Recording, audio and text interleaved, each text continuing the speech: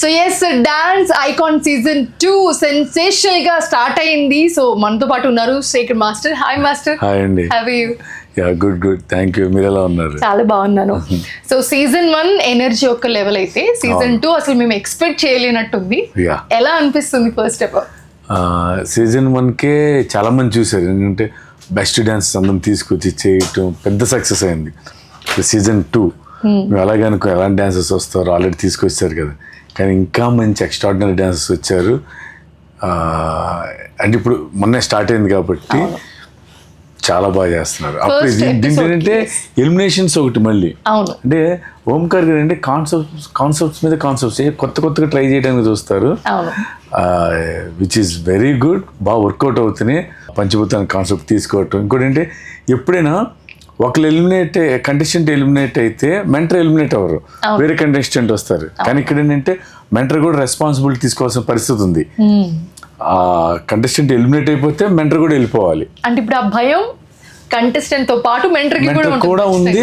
Mentor కూడా careful గా జాగ్రత్తగా ఇంకా ప్రాక్టీస్ ఎక్కువ చేయించి మంచి కాన్సెప్ట్స్ తీసుకుని వాళ్ళు కూడా కాన్సన్ట్రేట్ చేస్తున్నారు. చాలా బాగా జరుగుతుంది. ఎలా అనిపించింది అసలు ఈ కాన్సెప్ట్ వినగానే? పంచభూతాలు అనే కాన్సెప్ట్ మనకి ప్రెస్ మీట్ పెట్టి విన్నప్పుడు చాలా ఎక్సైటింగ్ అనిపించింది. ఏంటి కొత్తగా ఉంది అని. తీసుకున్న మెంటర్స్ కూడా చాలా డిఫరెంట్ గా ఇప్పుడు యష్ మాస్టర్ మీతో పాటు ఈ సీజన్ కూడా కంటిన్యూ అవుతున్నారు. జాను కానివ్వండి, దీపిక కానివ్వండి, కొంచెం ఫన్ యాడ్ చేస్తూ చాలా డిఫరెంట్ గా ఉన్నారు మెంటర్స్ అందరూ కూడా. సో ఎలా అనిపించింది?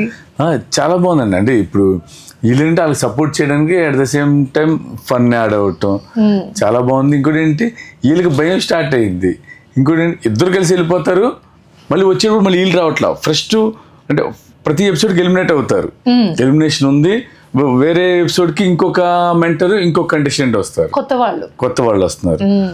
అది నాకు చాలా బాగా నచ్చింది దీంట్లో. ఇంతకు ముందు చేసిన షోస్ కన్నా ఇప్పుడు డాన్స్ ఇప్పుడు ఈ సీజన్ చూసుకోండి, season 1 completely different, season 2 completely different. So అసలు కాన్సెప్ట్ డిఫరెంట్, సంబంధం లేదు. మొత్తం డాన్స్ అనేది ఒకటి ఉంది అంతే, కాన్సెప్ట్ వేరు.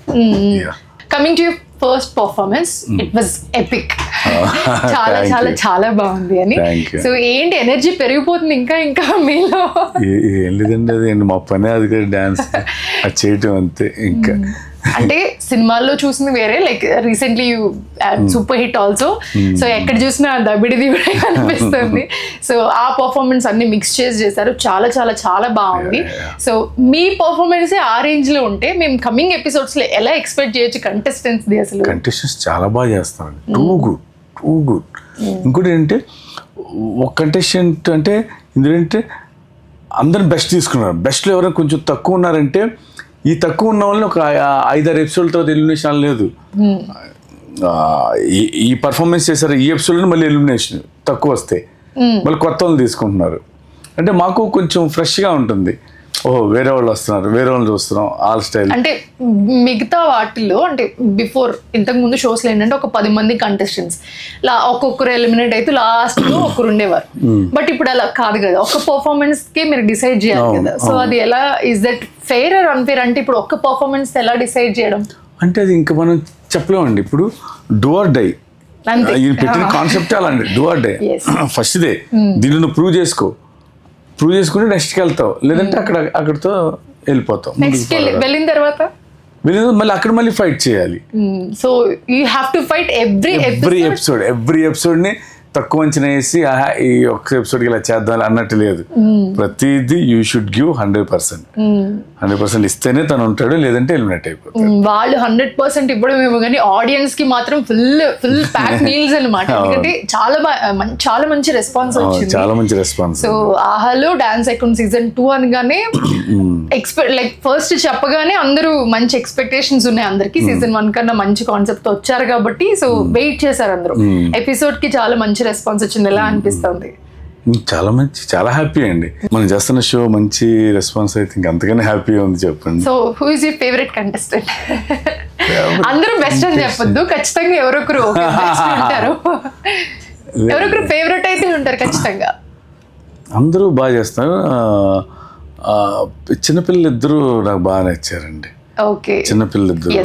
యష్ మాస్టర్ కంటే బర్కత్ అని తనకి ఇప్పుడు రాలేకపోతుంది, తన ప్లేస్లో ఇప్పుడు వట్టిగా వచ్చింది. ఓకే, వట్టిగా.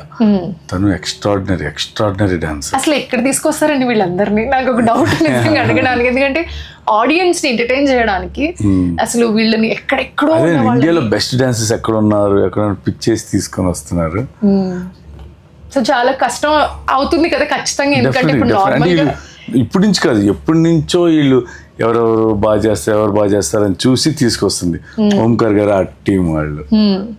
సో ఇప్పుడు డాన్సర్స్ అందరూ ఒక 10 మంది కంటెస్టెంట్లు ఉంటే దాంట్లో ఈ ఎపిసోడ్ లో వీళ్ళకి పర్ఫార్మెన్స్లు ఉంటే వాళ్ళకి జడ్జ్మెంట్ ఇవ్వడం ఓకే అనుకోవచ్చు. బట్ ఇక్కడ అందరూ కూడా బెస్ట్ లోంచి బెస్ట్ ని పిక్ చేసి తీసుకొచ్చారు. ఎలా అనిపిస్తుంది అంటే ఒకరికి ఎక్కువ తక్కువ అని జడ్జ్మెంట్ చాలా కొంచెం ఎంత ఎక్కువ తక్కువ ఉన్న వాళ్ళైనా పర్ఫార్మెన్స్ చేసే దాంట్లో కొంచెం అటు ఇటు ఉంటుంది.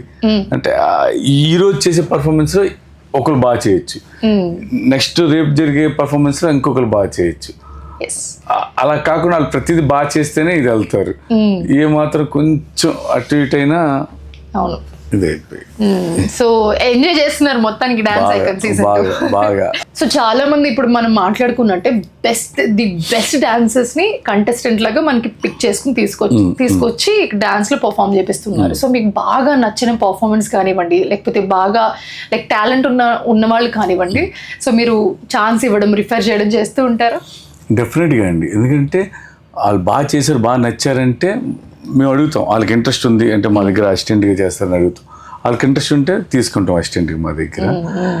అలాగే నా దగ్గర ఉన్న అసిస్టెంట్స్ కూడా డాన్సెస్ అలా నేను పిక్ చేసుకునే వాళ్ళే. That's so nice.